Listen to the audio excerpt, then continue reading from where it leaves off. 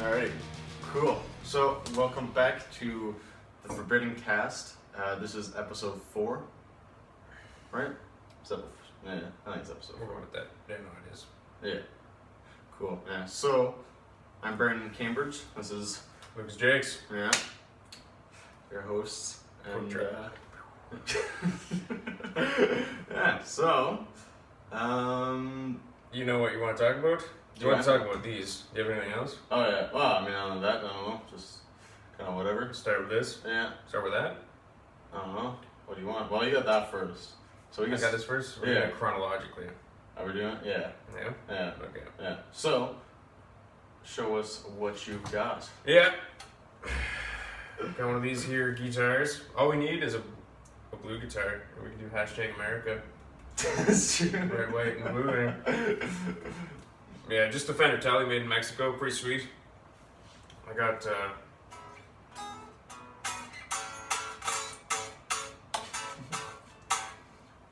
yeah, just picked it up. Used. It's like a 2006 or 7, I think. Okay. And there was like last year I tried. I made a USA one. Sweet. Yeah. So nice. It's been my like personal experience that like Chinese made teles. I don't know, teles, they're awesome, but there's so many that I've played where right away it's just like yeah. Huh. Like Just played a few Chinese ones. Is it just because of the neck? Like, it just doesn't feel as good, or? Just the whole thing. Oh, yeah? Which is so weird because just the body felt weird and the neck felt weird, whereas there's other teles that I play and it's just comfortable. Like this was one of those ones where I don't know. The Mexican made guitars are really good too. They definitely know what they're doing down there. Right. But then, because there's always that argument, like what's better or are they equal between American made, Mexican made, and even anywhere else in the world, like Korean or Indonesian and all that. But yeah, when played this one, and it just felt good. Plus, I love the look, like the maple neck with sort of like the kind of going for the candy apple red thing. Yeah, I love that. It's like almost kind of got a sparkle to it. Yeah, it's got a nice aesthetic. This one, it's not like it's overkill with the sparkle underneath. No, it's a nice. But yeah, and the other thing that's nice about this is like I got it used, so the dude had already put in the Wilkinson bridge Okay. instead of the 6 individual saddles for the strings. Right. Because old tallies, they just have these barrel ones, and you can't really intonate it at all. At least without really getting like crazy string gauges differences, like different sets, mixing and matching to try to help intonate a little bit better. Is it 20 frets? 21? 19 or 21 would it be? Yeah, 21. Okay, 21 frets. Nice. Yeah. Okay. And they're just kind of like stock pickups right now? Oh yeah, it's all stock, except for the Wilkinson bridge, yeah. Okay, nice. Yeah, and I mean, it's a tele, it's pretty sweet. I got a buddy who's going to be doing more, he asked me to play more stuff with him. He's kind of got a country thing going on, so, I've definitely wanted one for a while. Like, ever since I played that American-made one that looked pretty much like this, as soon as I played that one, it was like, this is getting dangerous because it feels really good. And then the price tag was $2,000, so it's like, oh, it's been fun. Yeah. But I got that for $600, and the Wilkinson bridge, like that's $100 on its own right there. So yeah, it's pretty sweet. And then, yeah, I'm thinking about it'd be cool to get the Brad Paisley La Brea Seymour Duncan pickups. Okay. Put those in there because those pickups are really noisy, but they're single coils, so it's a given. I mean, yeah. So probably maybe one day throw in some better pickups. And yeah, sweet. So that's that one. But, what about you? Well, I got this. Was it last week that I got this? Probably. Yeah. This is a Epiphone Snow Falcon. It's a Brendan Small signature guitar. It is absolutely 100% my favorite guitar right now. Oh yeah. Oh yeah. More than the Chapman. Yeah. Is that just because it's new? Time will tell. Well, I think honestly it's because it's like it's Brennan Small, and like Brennan Small is like my all-time favorite. You know, he's just such a cool guy, and like yeah, it's just like I don't know, and just like the aesthetic look of it, like just the pure white everywhere, just looks so sweet. But yeah, you got this for me. You picked it up for me, which was super awesome. You got that down in Ottawa for my guy, because this is also used. But it's like basically brand new. The guy said, oh yeah, like he never even really touched it. He played it. He said he probably had like 2 or 3 hours on it. Okay. Yeah, that's like that's. Yeah, it's not even broken in. No, yeah, it's like guitar store new. You know, like. But yeah, this thing's it's 2016, so it's a couple years back, but still. Yeah, 4. But yeah, no, it's awesome. I mean, spec wise, it's like. It is pretty traditional for like a. Oh yeah, wow! A flying V. So they're doing their like Gibson vibe. Yeah, so it's just basically like a flying V. It's got Grover tuners on it. It's what's really cool about it. I think the coolest thing is like it's got the phenolic fretboard. Yeah. So it's. I think, from what I read up on it, I couldn't really find too much detail on it, but it's kind of more of a really really hard plastic. Yeah. So instead of wood. That's what it is, and it's super bright. Like that's the only thing that's not like the neck is still wood, the body's still wood. It's just the fretboard. That's just the plastic. I'm not sure what kind of frets it is. I don't know if it's stainless steel or whatever. I'm pretty sure the pickups are Gibson burst buckers, just with I think they are. Yeah. just with like the white caps on them instead of the traditional whatever. And yeah, just like a regular. Is this a tune-o-matic? This is what a tune-o-matic bridge is? I think so, yeah. Yeah, it's just a regular that. 3-way toggle. Volume. But it's also... It's a push-pull pot, so you can single coil the pickups. And then the tone has a kill switch on it, so that's pretty cool. Yeah. I'm probably going to be doing a full review on this at some point. Might be out before this video actually, so I apologize for repeating myself. Time travel. Yeah. But then yeah, and then like Brendan Small says, comes with a input jack.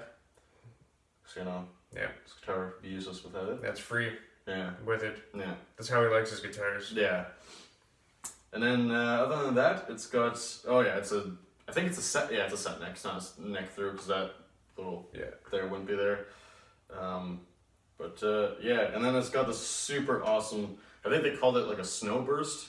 It's really picking up in the camera much. Yeah, it looks like it picks up more. Yeah, but it never looked like that in pictures online. It looked like it was white all the way out to the edges, but it does have a really in person noticeable gray around the edges. Yeah, because like around here it's like just a lighter kind of 2 different shades of kind of white. Like this one's more grayish, and then the inside's more like just a pure white.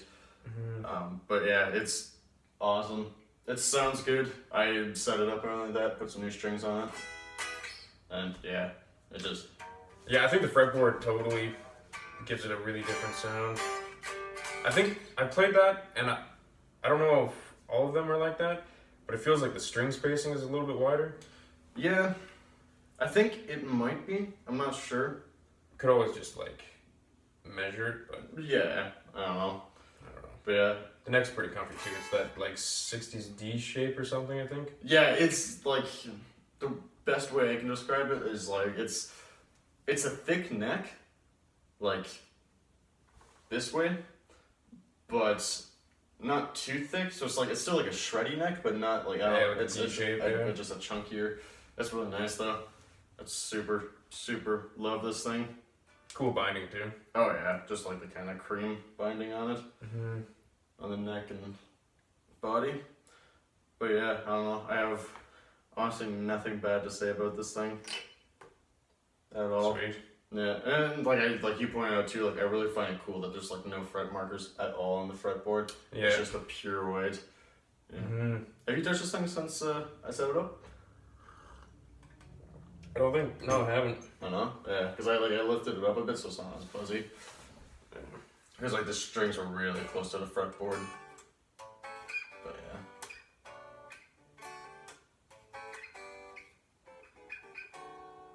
Oh yeah. Feels nice.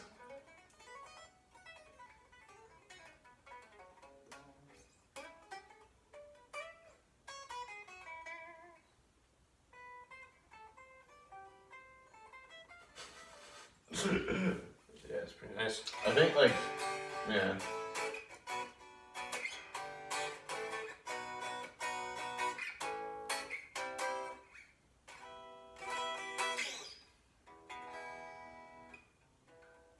I think like what really like, I don't know, I've been wanting this guitar since like I saw Brennan Small with like the Gibson version, like his prototype version of it.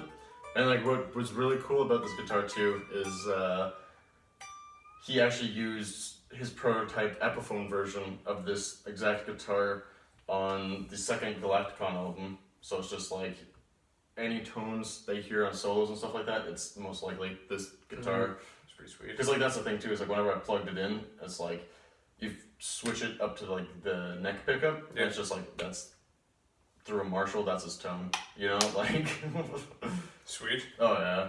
It's awesome. Yeah, the nice really comfy on that. Mm-hmm. But yeah. And yeah, it's just Awesome. yeah, a comfortable guitar. Mm-hmm. I probably have to hear it to get used to it, just because. Yeah, when I tried it out, the guy he had like this big Marshall stack, and the sound was not something that I would dial in. Mm. But right away, it was like Hot pickups. something's different. Well, no, just the tone. Oh, okay. It was so Just different not- than anything like I've really heard before. Definitely different than any other guitar that I've played before. Yeah. I haven't played burst buckers too much, but I think it really does come down to the fretboard being that phenolic material. Yeah. I think that's another thing too with this guitar, because whenever Brennan, I think, in his Epiphone video, I think he actually, whenever he's talking about this guitar, I think he mentions that whenever they're designing this guitar, one of the things that he noticed was the first prototype, like it didn't have a super thick paint job on it.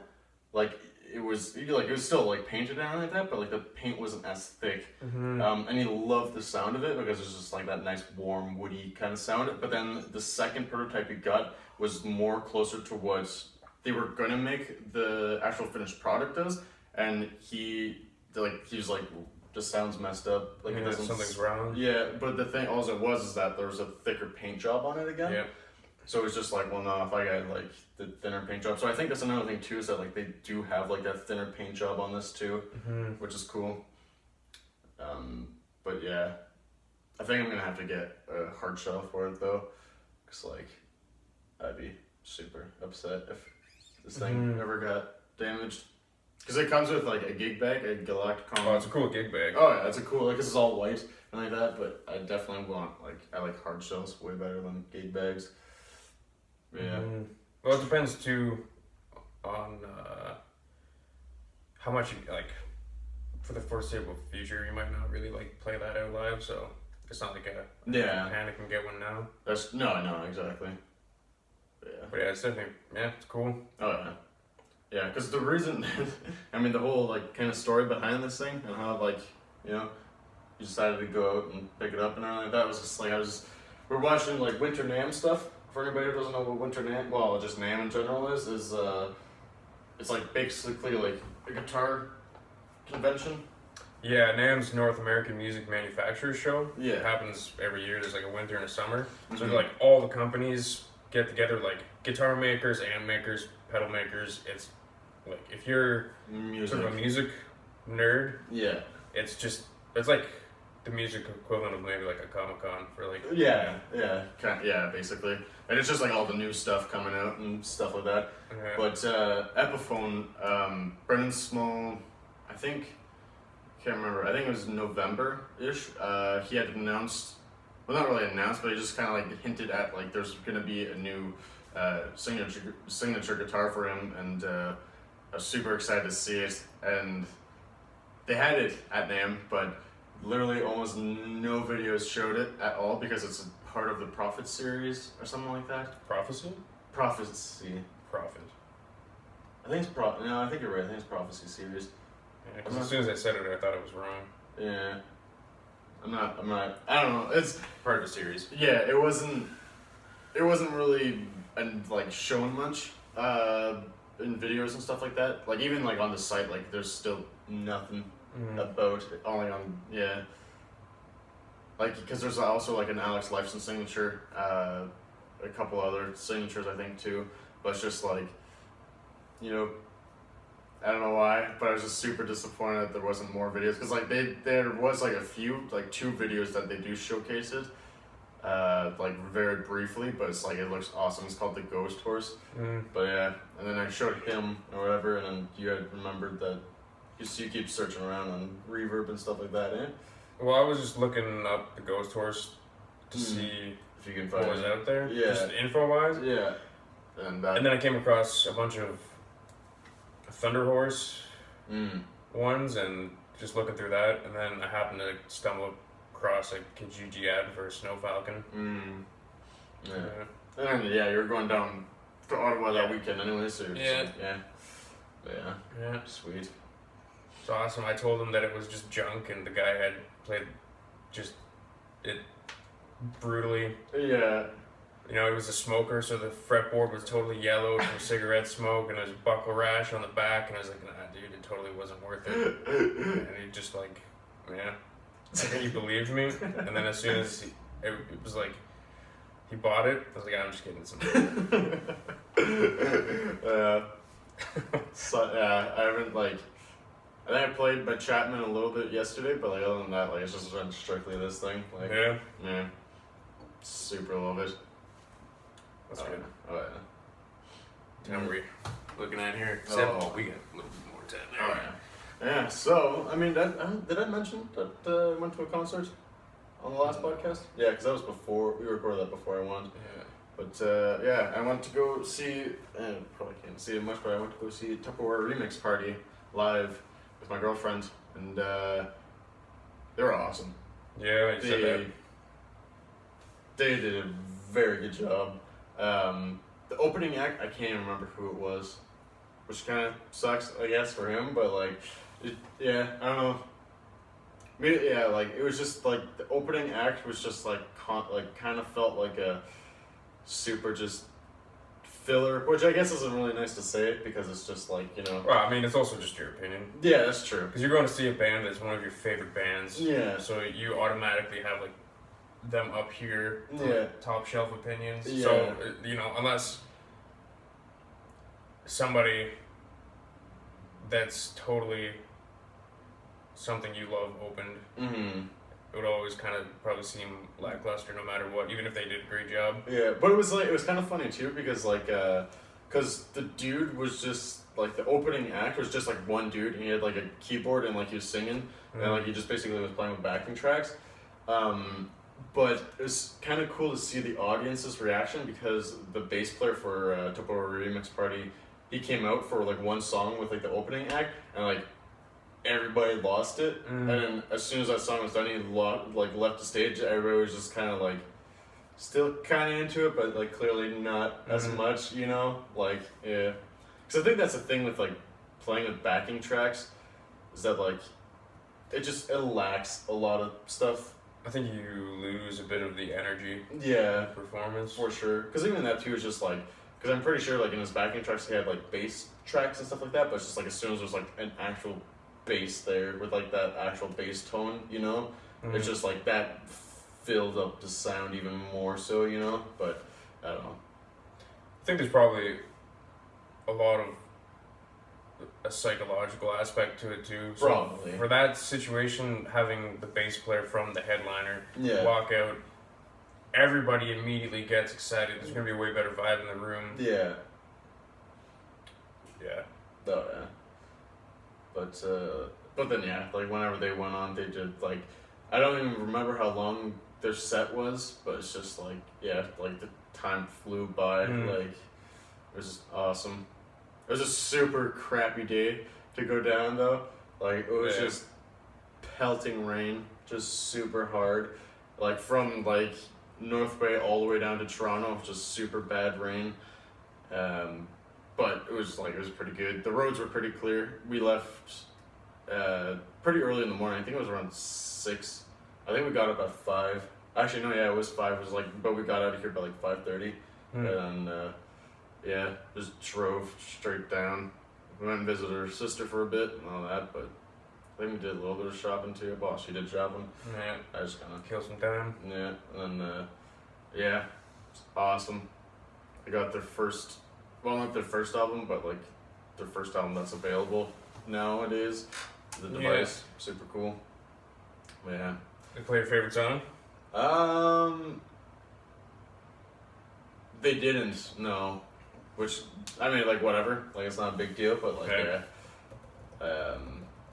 They played my girlfriend's favorite song, so that was cool for her. There you go. Yeah. But, yeah. And, yeah, waking up the next morning to like, a nuclear scare.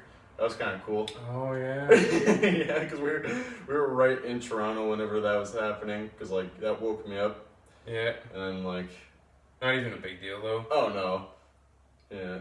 I just saw nuclear, and I was just like, well, that kind of sucked. We were in a hotel room, and it was just like, ah. I saw the town it was in, and it was like, not my problem. Yeah. Yeah. Yeah. So just like, like, we're still in bed, like, the girlfriend was still asleep, and I was just like, well, I mean, yeah, this is it. Just cuddle up and, fall back asleep so I'm not awake for it. Hey, it's time to go. Yeah. God. Yeah. Yeah, so that was fun. What about you? What's anything exciting happened lately? Demoed a couple tunes out with my buddy for his project. Met up with another buddy, jammed a bit on his stuff. But, yeah. Not too much. No, not too much. Oh, did you get a new pedal? Oh, yeah. Yeah. Yeah, that's super sweet. Mm-hmm. I got the Earthquaker Devices Afterneath pedal. Like the V2 one or something like that. Awesome. Like, probably, it's just my opinion, but one of the best pedals ever. So great. Like pedal companies or just like pedal itself? Both. Oh, talking a big game. Yeah, well, it's Earthquaker Devices. Oh, like, yeah, they're just... The Afterneath as a reverb pedal, amazing. Just, honestly, let's see the other pedals stack up. Right. Just the sound that you can get from the Afterneath pedal, I think maybe it's just a personal thing too, where for me as a reverb, what you can dial in, just those massive, like huge cavernous reverb sounds, like way more than even a cathedral, like literally just being in a giant like cave underground. So awesome. Yeah. But the thing with Earthquaker Devices too is that pedal, they warranty it. If I sold that pedal to you, they still warranty it. If you sold it to somebody, they still warranty it. Like, that pedal forever, they will take care of it. If there's like defective issues with it or whatever. That's awesome. They back it up for life. That's so good. Because, like... What company does that? What company has the confidence? Yeah. One, the confidence in their product, and two, is that good. Yeah. To say, okay, no problem, we'll look into it. Yeah. I think, honestly, like, yeah, that'd be so nice if, like, every brand was that way. Because, like, I have a MXR 6-band EQ that started being defective, like, a while ago. So it's just, like, I can't even use it now. As soon as I turn it on, it's just, like, this crackly, weird sound that goes on. So that really sucks. Yeah. Because it's, like, I think it did have a warranty for, like, 3 years or something like that. But that was, like... Yeah, how many years ago now? We're outside the warranty period. Oh, yeah. So it's just like, yeah, that sucks. Yeah. So I just have a defective pedal that I can't use anymore. But yeah. So that's sweet. Oh, yeah. Just amazing. On my first album, Beyond These Shores. Ben Leggett has an Afterneath pedal, and Which one did he have? might have been like a model older than the one that I have now, or 2 or something like that. Oh, okay. But yeah, it was still an Afterneath pedal. Yeah, it's just. And he was messing around on that, and right away it just, that's the coolest thing ever. And yeah, ever since then, I've definitely wanted one. Sweet. Yeah. Nice. Well, yeah. Cool. Yeah. Probably running at that time. Yeah. I got a whole bunch of questions and stuff, ideas, but we can save that for the next one. Oh, you do? Yeah. Oh, fine. You go ahead. Oh, we gotta save it for the next one. Oh, What are we at? 20 something? We're at 26. We have time. Really? Rapid fire. Oh, dude. Do it. I was gonna say, what are like that one time we talked about like top 3 defining moments? Oh, yeah. Oh, wow. Yeah, well, maybe that one we'll save for next time. Yeah. Is there any other questions you got, or anything you want to talk about? I think there was definitely something else. Yeah. Oh yeah, probably. I mean, talk about What's your favorite Pokemon? bad performances. Favorite Pokemon, yeah, right. Oh, no, just none? I don't know. I don't think you should have to pick one. Don't you get 6 or something? Well, I mean, you have to pick like one starter, and then like Oh, you just get to have like how many ever want after. I don't know. Okay, top 3 Pokemon, go. Top 3. Yeah. Well, usually we go with Charmander. Oh, really? Yeah, because Bulbasaur's kind of lame. And then, you know, if you end up with a Blastoise, that's cool. But you can get so many other cool. And I'm thinking of like the 90s, like red and blue. Yeah, like the Versions, old, yeah. the very like first generation. Yeah, so you can find a sweet water one down the road. Yeah. But like, where are your cool fire ones? Yeah. You know? Yeah. So there's that one. And then, yeah, I always ended up with, well, I think because I had red, Okay. I ended up with, I think it was Beedrill. Oh, okay. Yeah, Beedrill's pretty cool. Or maybe, I don't know. Beedrill's pretty cool. But also like getting a Butterfree. One of those ones, because they level up so fast and they just get like crazy moves. Like a Butterfree, you can use like some psychic thing or something. Oh, does it? Yeah, I remember there being like some like beam looking thing. Oh, okay, yeah. And then like all of the other like status affecting things. It's pretty sweet. Yeah. But yeah. Third one to throw in there.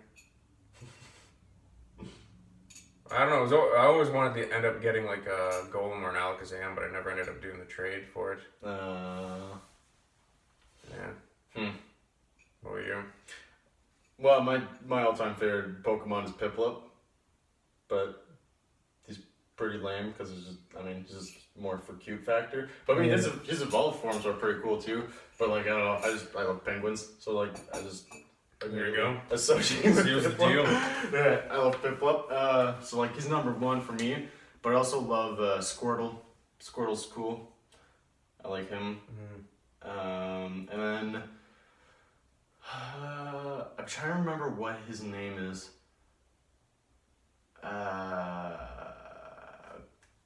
He's like a big rockworm, and Brock has him. You mean Onyx? Onyx, yeah. Those 3 there are like my favorite. Like, I don't know, they're just super kind of generic, but like I love them. See, if like first and second gen, you could pick from. Ending up with a Charizard is sweet. Oh, but okay, then yeah. Instead of like a Blastoise, getting a Feraligatr. Mm. Would be pretty cool. Yeah. Oh yeah. Which one? Yeah. Yeah, because I think all mine except for Onyx was just water types, eh? I don't know. Yeah. Oh, I don't know if you've ever seen Greninja before, but he's pretty cool too. And Lucario. No. I guess you probably didn't watch the movies, eh? Not much more than the first one. Okay. Well, I think Lucario was in the first one, though. He's like blue He's like kind of dog looking, and he stands up on two legs. Like the first Pokemon movie? Oh no, never mind. He wouldn't be in that. Yeah. Because that was about finding Mew, wasn't it? Yeah. And Mewtwo. Yeah. Yeah. Okay. Yeah, I gotcha. Did you watch Detective Pikachu? No. Oh no. No. I kind of fell asleep watching it because I was like getting a toothache, so my dad told me to take like a Tylenol, and I took 2 of them and like passed out like 10 minutes into the movie. But Nice. like what I saw of it was actually pretty good. Like it was, Oh yeah. like it was like the animation was just super cool. Like Sweet. seeing all like the live action Pokemon and stuff. Nice. Jigglypuff was kind of creepy looking, but that's okay. Hmm. It was bound to be like whenever you turn animated characters like 3D, Yeah. they're always bound to like seem kind of creepy.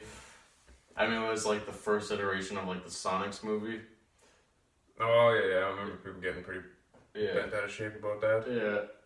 They reanimated him like completely. They had to push like the movie back a year just to reanimate him and everything. So yeah. They could have just done it right in the first place, but Yeah, no, yeah, exactly. But even that too, it's just like like the Sonic games. Like I don't know, this like might strike a nerve with some people, but like the Sonic games have always kind of been like, to begin with. I've never played them. Oh really? Yeah.